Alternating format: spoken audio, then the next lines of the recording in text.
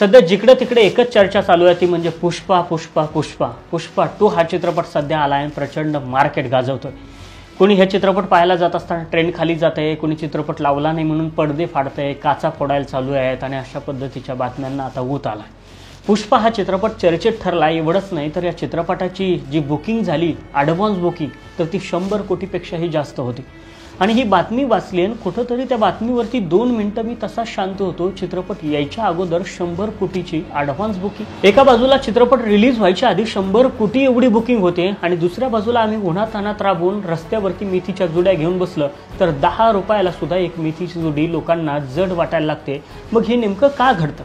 जे लोक 100 कोटी एवढी ॲडव्हान्स बुकिंग करू शकतात, एवढंच नाही तर तिथं जाऊन 500-600 रुपये तिकीट फाडून चित्रपट पाहू शकतात, ती लोक रस्त्यावरची 10 रुपयाची शेतकऱ्याची जुडी नेमकी का घेऊ शकत नाही?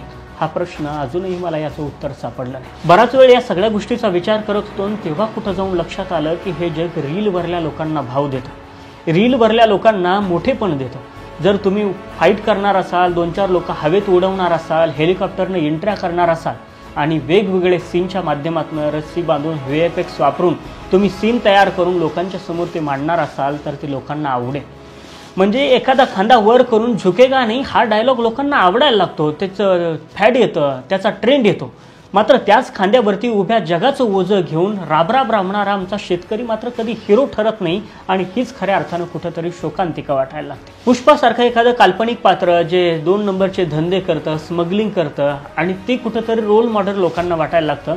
मात्र प्रामाणिकपणे या मातीसोबत प्रामाणिक राहून, हे देशासोबत प्रामाणिक राहून धंदा करत इथल्या लोकांच्या पोटापाण्याची व्यवस्था करणारा शेतकरी मात्र आम्हाला कधी हिरो वाटत नाही आणि हीच कुठेतरी शोकांतिका वाटायला। आम्ही सिनेमा हॉलमध्ये जातो, 400-500 रुपयाचं तिकीट काढतो, तिथले महागडे पॉपकॉर्न, तिथल्या ड्रिंक घेतो, त्याला आमच्याकडे पैसा आहे ते तुम्ही करा, त्याच्याबद्दल माझं काहीच म्हणणं नाही।